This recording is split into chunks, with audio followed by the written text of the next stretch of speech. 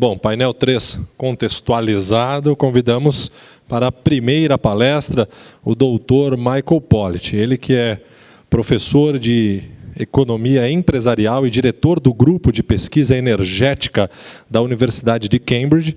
Dr. Pollitt é coeditor da revista Economics of Energy and Environmental Policy e escreveu extensivamente sobre a privatização da regulação dos serviços públicos, particularmente sobre eletricidade.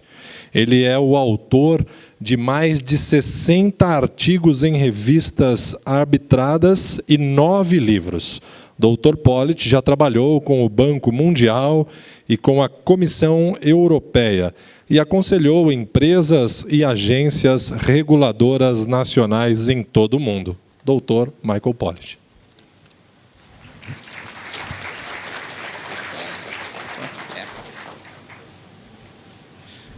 Well, hello everyone. It's a great pleasure to be here. And thank you to the organizers for kindly inviting me. It's a great pleasure to be here because I'm a great admirer of many of the things that have happened in South America. And one of the things that I'll perhaps mention as I go along is that there are things that we've learned from the South American system in the UK.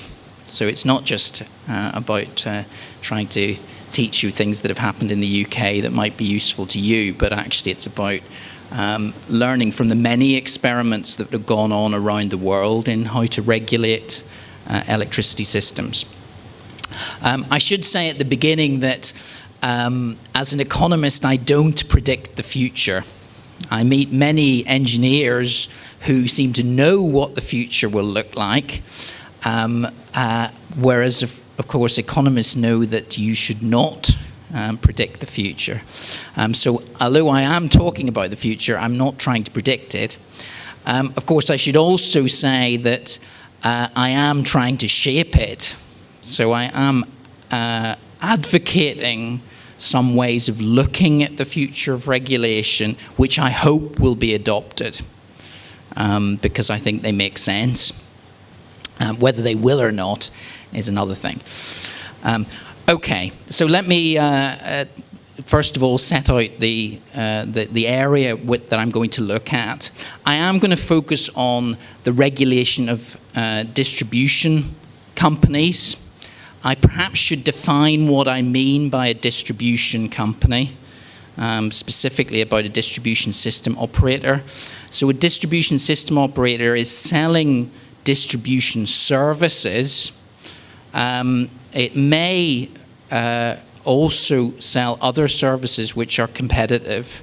So obviously the service of providing access to the electricity system at the local level is a monopoly.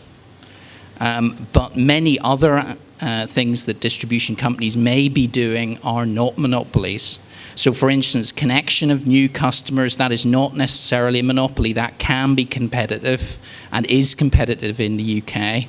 And there may be lots of added-on services that distribution companies can provide, like providing access for telecom services, which are competitive and which should not be part of the regulated business. In Europe and in many other countries, including in Brazil, distribution is legally unbundled from the rest of the electricity system, i.e. it's in a separate company, even though it may exist within a group of companies which also include retail and generation. And in many European countries that is still the case, though not mostly in the United Kingdom. I should also say that when we're talking about the proper regulation of distribution services and the proper provision of their monopoly revenue, we are talking about having a well-defined regulatory asset base and a well-defined weighted average cost of capital, which the companies are allowed to recover on their regulated asset base. Now, I understand that may not be the case in Brazil, but it should be the case and it is the case in the UK. And by way of background, in the UK, there were 15 privatised electricity distribution and retail companies. Of those 15, 11 of them now exist in ownership unbundled companies which only have distribution interests in their service area. Okay, so that's a sort of indication of how successful the regulation has been in defining the distribution business in such a way that pension funds and other financial investors are very interested in distribution companies because they do provide stable, regulated revenue and are very financially attractive when they're regulated properly. Okay, so to the future. One of the points I would like to make is that while the technology of the future is unpredictable, a lot of the social science of the future is much more predictable. And also some of the approaches to the future are well defined. So I'll talk a little bit about the principles that should guide the way we think about the future of regulation. I'll talk about some of the trends that we identify in regulation globally. I'll talk about three particular areas of the world where there are interesting regulatory experiments going on, which may be of interest in Brazil. And then I'll have some concluding statements about the future of technology and how that will impact on the future of regulation. Okay, so the future is uncertain. It's uncertain with respect to distribution. I was involved in an exercise a few years ago which looked at the potential configuration of the future electricity grid in the United Kingdom. It generated a number of scenarios which looked very different. From one scenario on the left, which was that the system would be much bigger, involve much more assets than it does now, perhaps 3 times the size that it is at the moment in 2050 relative to 2010. Or the alternative on the right is, well, actually we just make much better use of the existing system, even though the demands on the system may increase. Actually we can do with a network which is much the same size as it is now. Those scenarios require very different regulation to make them come about. One of which is a sort of dumb growth of the size of the network. The other requires an incredibly smart regulatory system to make optimal use of the existing assets in the face of a lot of change. There were other scenarios in between that we looked at, one of which I'll perhaps touch on, which is the idea that the distribution system will become much more active, the distribution system operator scenario, and in a sense distribution companies will look much more like transmission companies. The system at the local level will be much more actively managed, two-way flows of communication between the system operator at the distribution level and the customers, both generators and loads. In that scenario, many of the lessons that we've learned at the system operator level for transmission will need to be translated down to the distribution level. Okay, there are some general principles of economic regulation which are important to apply to uncertainty. One is that when we don't really know what the future is going to look like, we better not close off options too early. Keeping options open has high option value, and we don't want to commit to the future too early. We do want to engage actively with all the parties in the industry to make sure that we've got good regulatory intelligence. It is a good principle to make use of competitive mechanisms wherever possible to solicit low prices for new technologies and to maintain public support.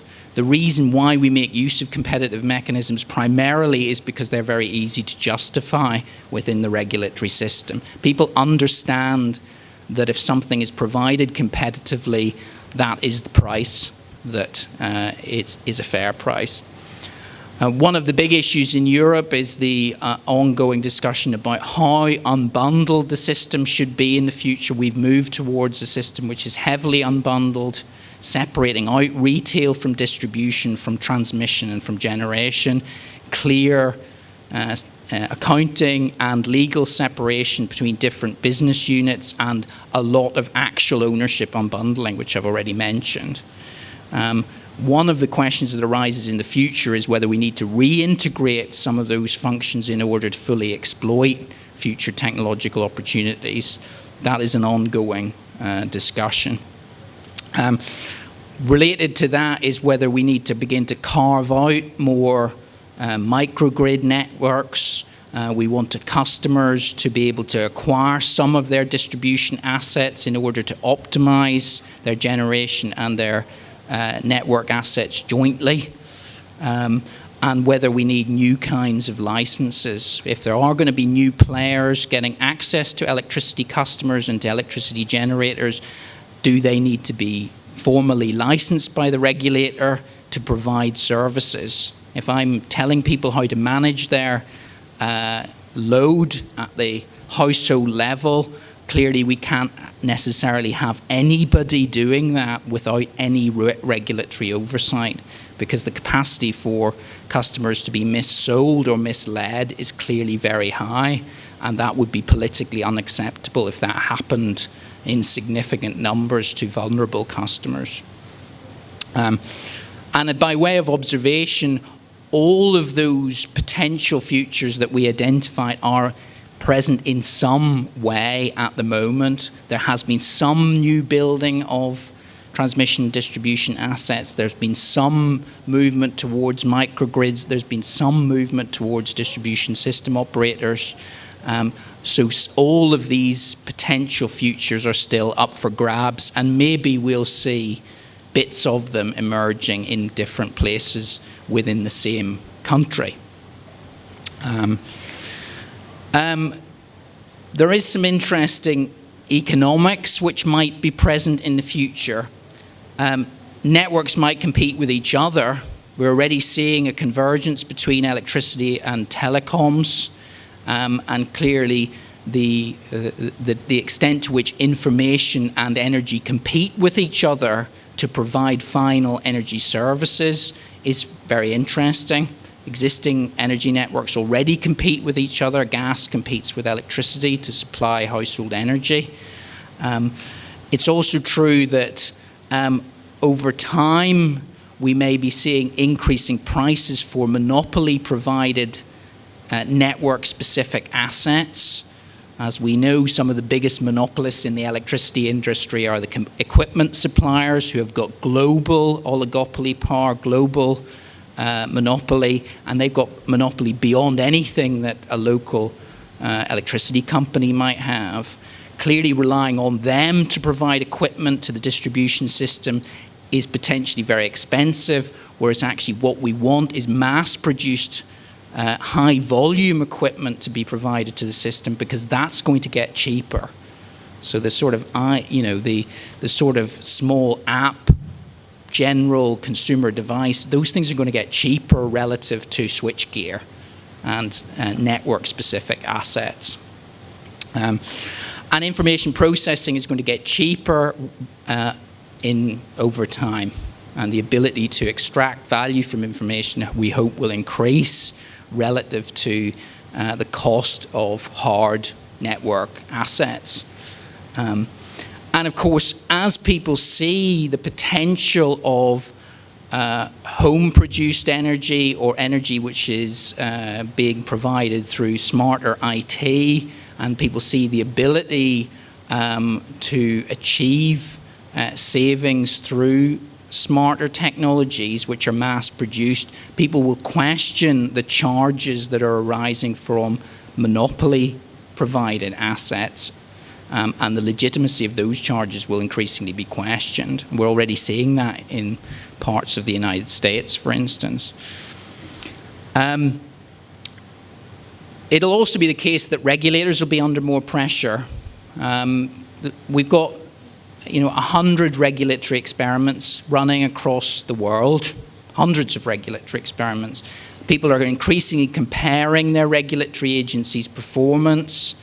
It's something I've been very much pressing in the UK. You know, the UK has often thought of itself as having a really good regulator, but actually, if you compare what that UK regulator is doing, in many areas it can learn from other regulatory agencies, and that will increasingly be the case, that people will expect learning across regulatory agencies. And regulators will face a fundamental choice between becoming more or less involved in the industry as the pace of change potentially accelerates. And in a sense, they'll have to take a position on whether to become bigger to cope with the scale of change, or whether they'll have to let go of some of their current functions and delegate those back to the industry in some way. And of course, regulators should favour smart, local, labour-based solutions over stuff that relies on large infrastructure investments, often supplied by overseas equipment companies. The other piece of background that's interesting to the distribution system operator regulation is, well, what do distribution system operators actually do? And are all the things that they do actually natural monopoly services? To which the answer is clearly no, they're not all natural monopoly services. Yes, the wire into your house may be a natural monopoly, but a lot of the services which the distribution company is providing around that wire access, those things are potentially competitive, particularly some of these power quality related aspects. So yes, the wholesale market supplies energy, but the distribution company is responsible for the quality of that energy as it enters the customer premises. Okay, what about some trends in regulation itself?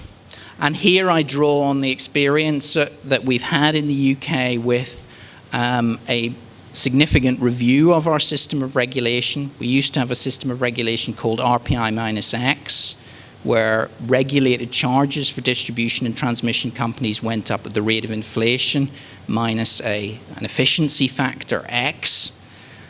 We had a review of that, timed to coincide with 20 years of having RPI-X, and that review focused on a number of elements, some of which are very interesting and important. And I'll talk about some of the elements that were looked at and the fact that they are generally applicable within regulation.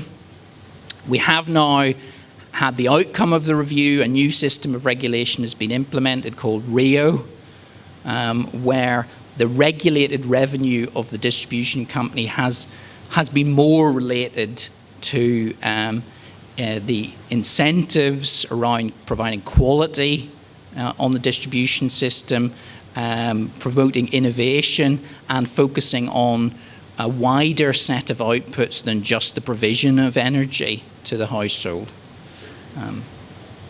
Okay, some of the things that we talked about in the review that have at least partly been implemented and are trends in future regulation are, well, can't we have a much more active negotiation between buyers of network services and the monopoly sellers? And we've moved towards a much more active engagement process for that. We've also, something which you're very familiar with down in Brazil, on the generation side, there's been a lot of talk about making much more use of auctions on the distribution and transmission side of the business. Why is it that the distribution or transmission company would have a monopoly in the provision of new assets? Surely those could be competitively provided. That would make regulating their income very straightforward, because the regulated income would simply be the price arising from the auction for those services. Much more attention to promoting more competition across distribution systems. And I'll talk a little bit about the example of New York in providing much more access to the distribution system for the competitive provision of services across it. Promoting innovation, there's still lots of things we don't know about the future. Distribution companies have a monopoly of access to the physical network at the local level. They should be involved in much more experimentation on what the future might look like. Clearly, they can block experimentation quite easily. Lots of people who might want to run experiments across their networks aren't able to unless they've got active participation of the distribution companies. And promoting that sort of innovation is very important for the future.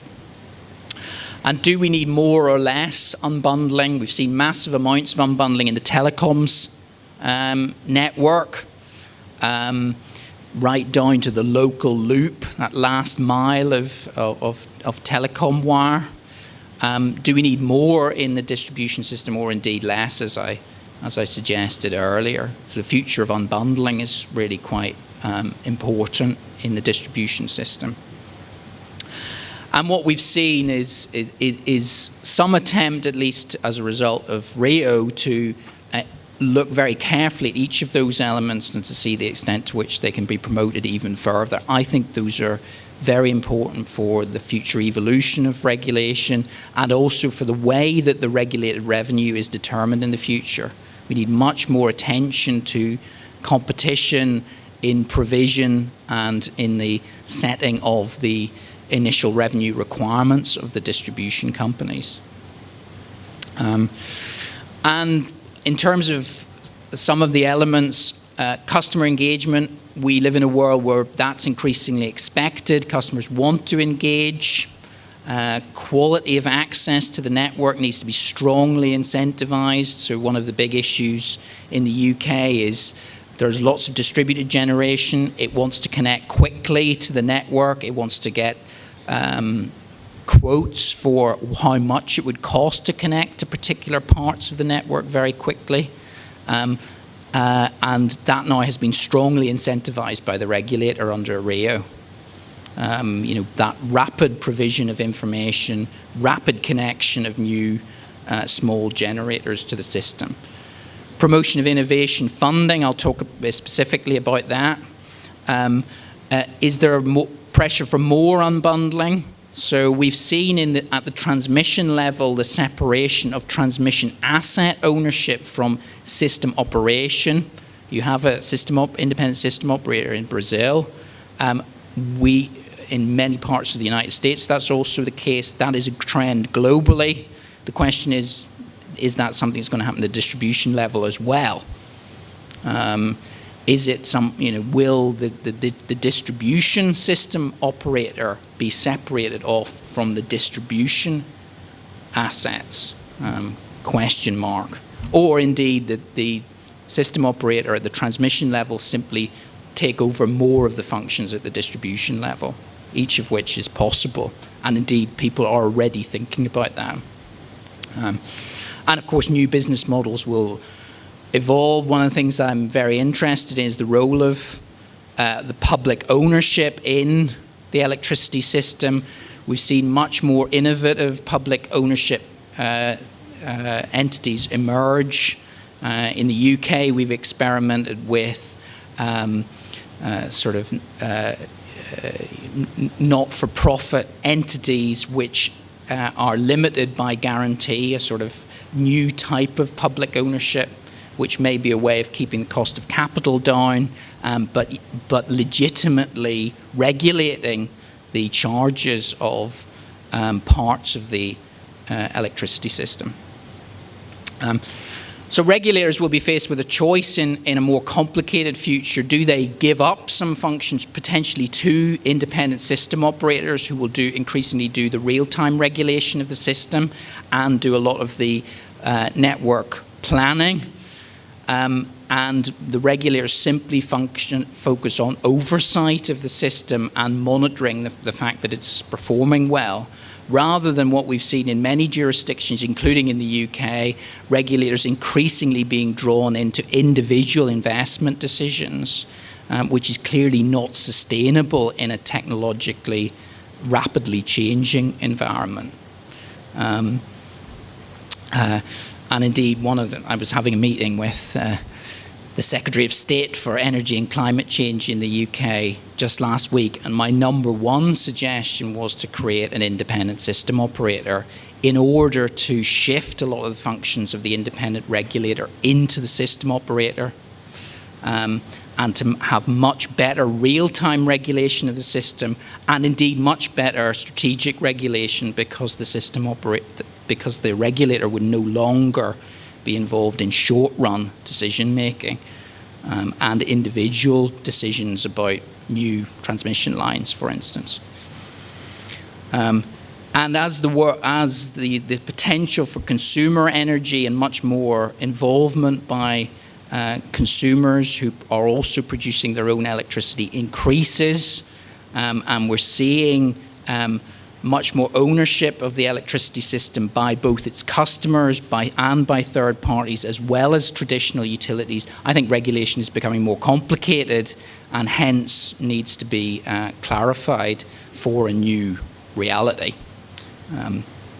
Okay, quickly, 3 experiments that are worth being aware of. I said that innovation was something that needed to be promoted. In the UK, we've set up a rather large innovation fund at the distribution level, and it has a very interesting characteristic to it, which is that the money for the fund is collected from the electricity customers, but the way that the fund is administered is that individual network companies can propose innovation projects. There is a competition, and the winners in the competition are allocated the funding, and then all customers across Great Britain are charged to recover the costs of the project. That scheme seems to have been quite successful in funding quite large innovation projects. I've been involved in one. The project that I was involved with, which is this flexible plug-and-play project, demonstrates the way these projects are meant to work. They're meant to involve the distribution company as the lead investor in the project, but also bring together equipment providers, software developers, and academics in order to promote innovation. And this particular project is about how you fit more distributed generation into the existing distribution grid by using a smart grid mesh to regulate the in-feed of the distributed generators when the distribution system is at full capacity. So that's about innovation. One of the things that is very important, I think, to learn from is the German example. There's a very nice report on this by the US EPRI. EPRI are not positive about the German experience. In Germany, we've seen the uncontrolled addition of lots of distributed generation, heavily subsidized with no regard to the costs of connection. All the costs of connection have been subsidized, and now Germany is having to adjust to this very rapid addition of distributed generation. One of the things that was recognized, of course, is the insanity of net metering. So net metering, of course, means that in theory, if a household produces as much electricity as it consumes, even though those are not coordinated in real time, they make no contribution to the costs of the grid, or indeed to the costs of subsidies, which all customers are paying through per unit subsidy charges. Germany's begun to adjust to that, as you can see, by introducing a charge on domestic consumption of solar in order to stop some of this net metering effect, but there's still a net metering effect. They've also had to adjust to the fact that they've had uncontrolled expansion of DG and begun to deal with some of the voltage problems and the redispatch costs that they've had as a result of clustering of DG at constrained parts of the network. And that has led to a lot of retrospective investment. and suggestions that even more retrospective investment is required. One solution is simply to increase the number of low voltage circuits in order to reduce the congestion problems that this distributed generation has brought about. But of course that would be phenomenally expensive, and clearly it should not be the solution to this problem. And then the final example is a much more positive one. In New York, state of New York, they've got a new proposal for the creation of a distribution system platform where the distribution utilities are going to be charged with promoting distributed energy resources, both distributed generation and demand-side management measures. And there's going to be active promotion of both these things at the distribution level. And essentially what this is about is promoting some of the functions of the independent system operator at the transmission level down to the distribution level. And what these DSPs will be doing is trying to identify more DG projects, more DSM solutions, and to support the development of third parties accessing the network and providing services to customers. So it's very much a sort of smart grid, more active electricity system policy.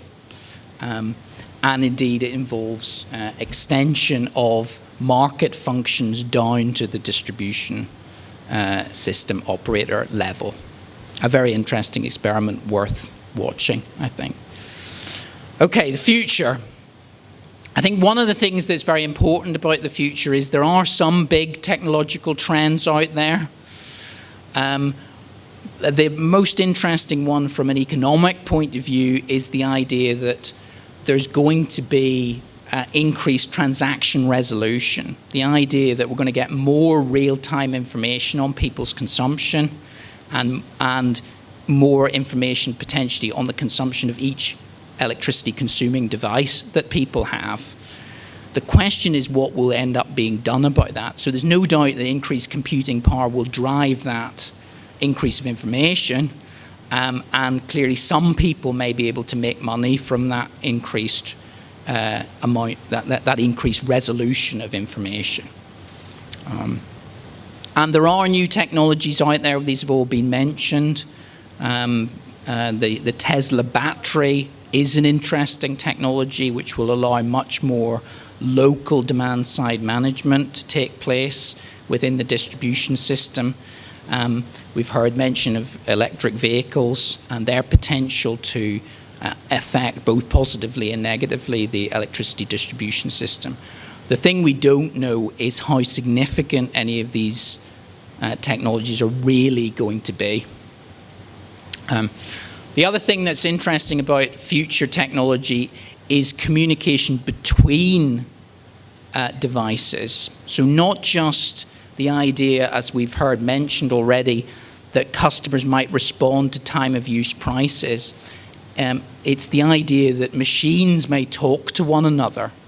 So the final, the next industrial revolution is about your device communicating with the system about what the price is, and your device deciding whether to buy or sell electricity. It won't be you involved in the decision.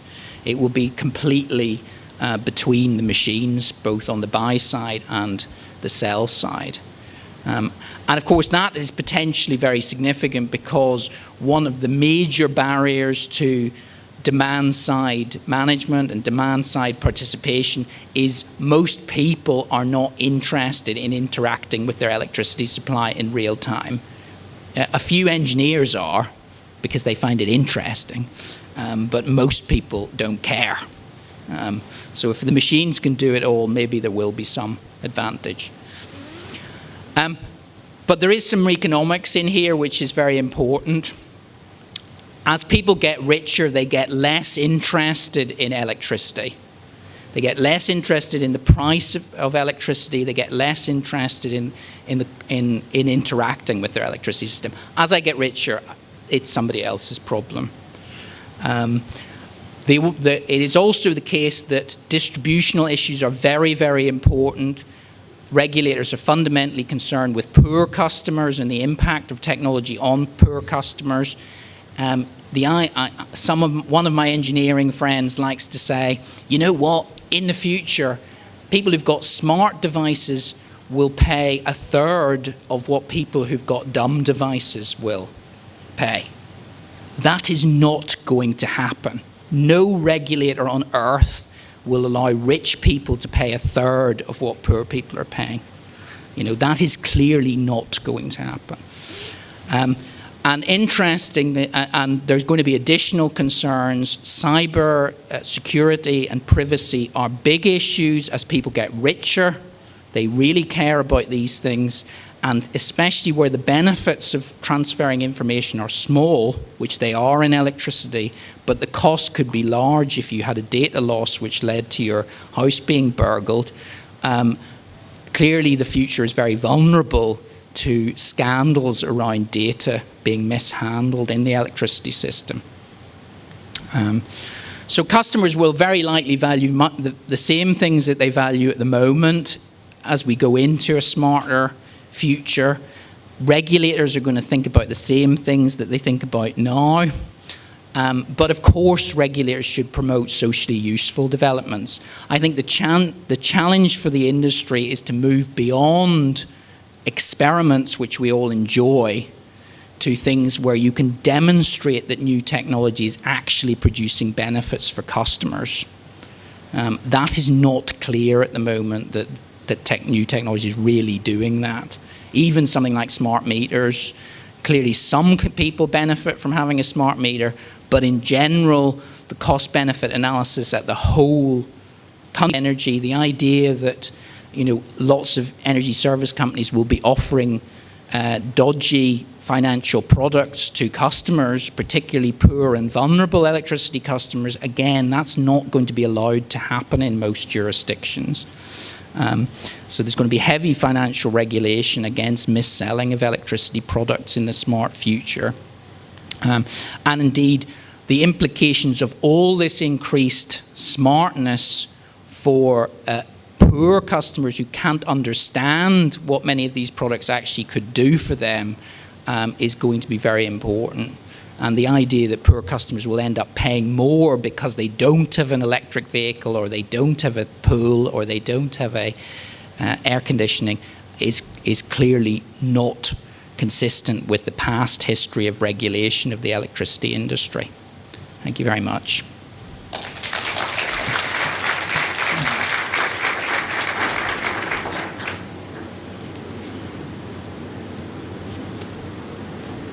Agradecemos o Dr. Michael Pollitt pela sua apresentação e, da mesma forma, faremos perguntas e respostas através das fichas. O Eduardo já está aqui para moderar este momento de perguntas e respostas.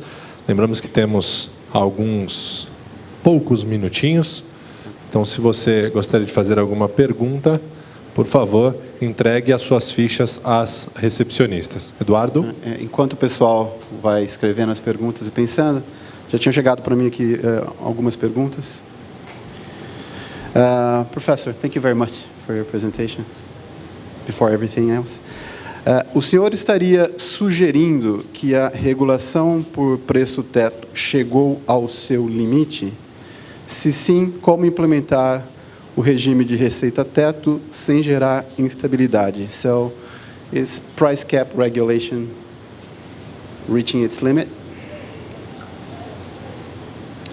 No, I don't think that price cap regulation is reaching its limits. I think that what's reaching its limit is the ability of regulators to cope with the potential pace of technological change in the future.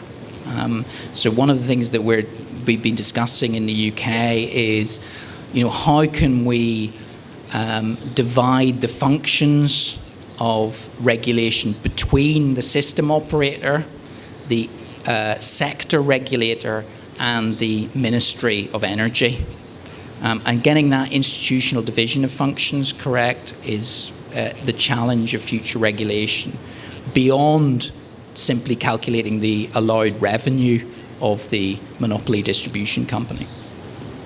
Okay, following up on that. Se o senhor considerasse o regime de receita-teto como uma opção, há algumas sugestões para sua implementação, sem gerar instabilidade nessa transição, por exemplo, no Brasil, de price cap para revenue cap? Talvez citar alguns exemplos dessa implementação.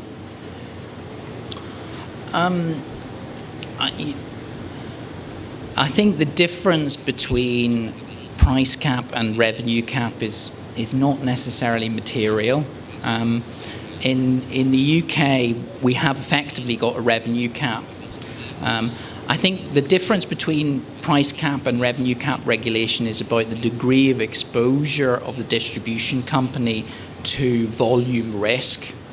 The decision that we've taken in the UK is that if you if you reduce the volume risk of the distribution company, that does drive down the weighted average cost of capital that they require. It also has the potential to improve the incentives of the distribution company to reduce consumption and to moderate demand growth by not making its revenues dependent on expanding volumes. So clearly it makes a lot of sense to switch to revenue caps. That should de-risk the distribution companies, and they should be in favor of it. All right, thank you. Bom, outra pessoa aqui, ela, antes de perguntar, faz um statement, uma declaração. O desafio das distribuidoras está claro. Demanda instável, consumidores assumindo vários papéis frente à distribuidora, tecnologias disruptivas, so on and so forth. Há oportunidades para o setor de distribuição? Se há, quais seriam as distribuidoras de sucesso no futuro? $1 million question. Okay. I had an interesting discussion in the UK with one of the distribution companies that I'm involved with, where we were discussing the idea that distribution companies had an incentive to expand their regulatory asset base.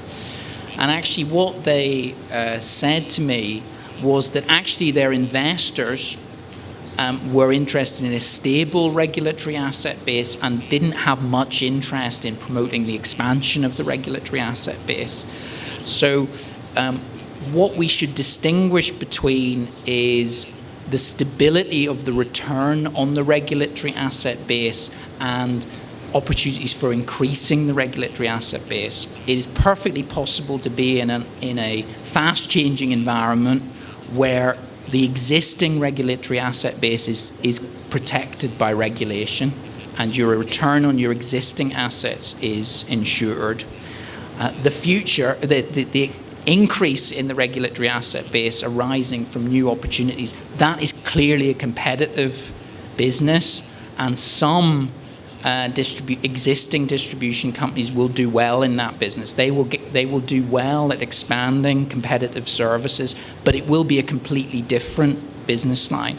So one example from the UK is that many distribution companies initially had their own construction business, which did new works and provided general electrical installation services to customers.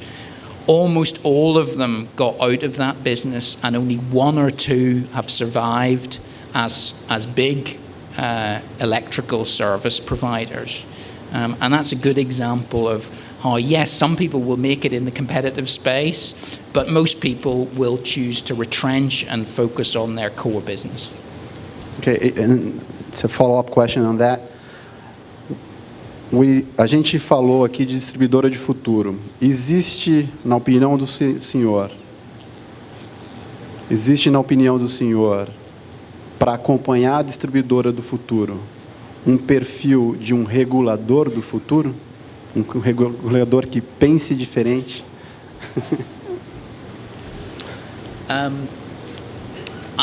Yes.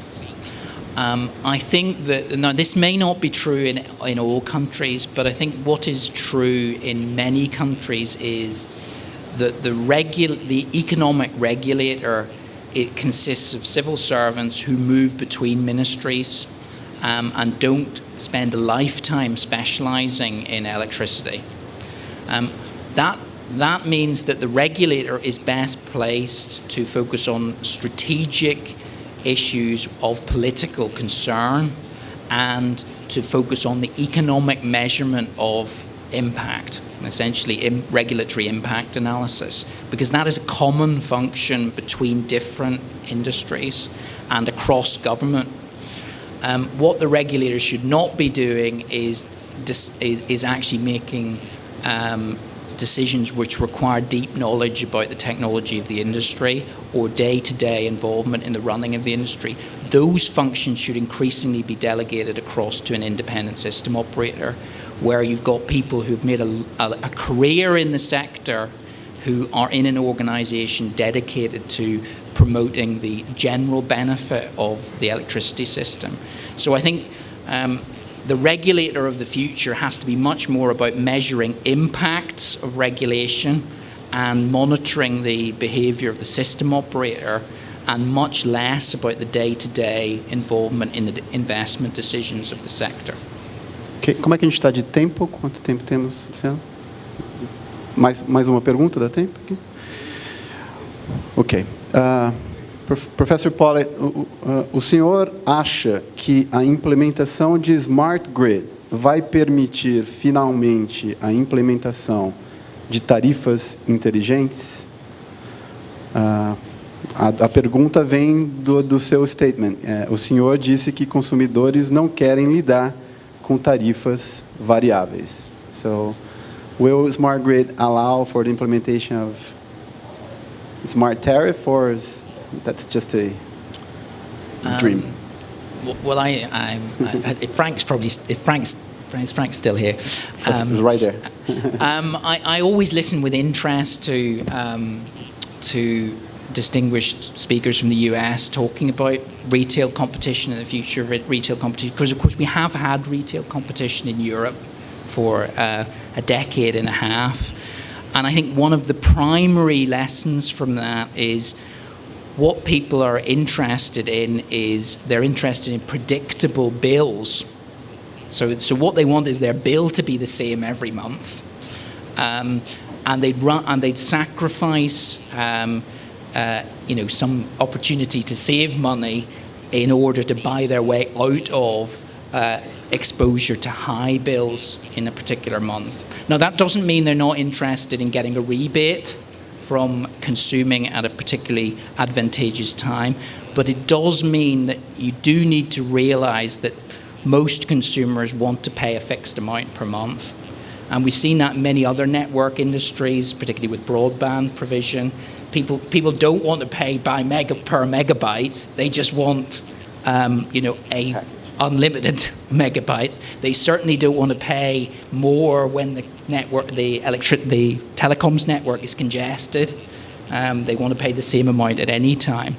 So it remains to be seen how significant people's exposure to real-time prices will be, but certainly in Europe, very, very small numbers of customers want that sort of exposure. And I think the idea that all customers will be exposed to real-time prices is clearly not consistent with what we know already about the way consumers value particular offerings. Okay, Professor, thank you very much. We reached our limit. Obrigado, Dr. Pollitt. Obrigado, Eduardo. Faremos agora um breve intervalo para um coffee de 20 minutinhos. Retornaremos pontualmente às 3h30. Lembrando que tanto este coffee quanto o da manhã, ele é oferecido pela Queiroz Galvão. Voltamos às 3h30 para a palestra do Tiago Correia.